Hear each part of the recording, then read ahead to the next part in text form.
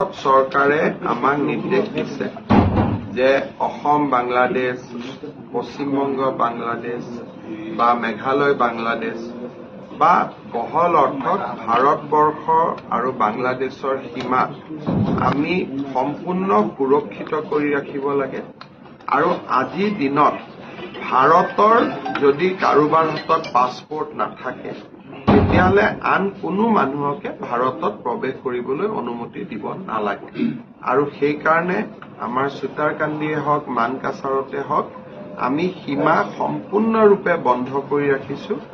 বাংলাদেশৰ পৰা এজন দুজন ষ্টুডেণ্ট যি অসমৰ ষ্টুডেণ্ট পঢ়িব গৈছিল তেওঁলোক উভতি আহিছে। যদি পাছপোৰ্ট আৰু অফিচিয়েল ভিছা দেখুৱাব পাৰে তেনেকুৱা এজন দুজন অসমত আহিছে। তাৰ বাদেদি আমি কোনো ব্যক্তিক অসমত আনিব দিব লাগে, ভাৰতক আনিব দিব লাগে তেনেকুৱা সিদ্ধান্ত ভাৰত চৰকাৰে লোৱা নাই। আৰু ভাৰত চৰকাৰে বৰঞ্চ সীমাক সম্পূৰ্ণৰূপে চিল কৰি ৰাখিবলৈ নিৰ্দেশ দিছে।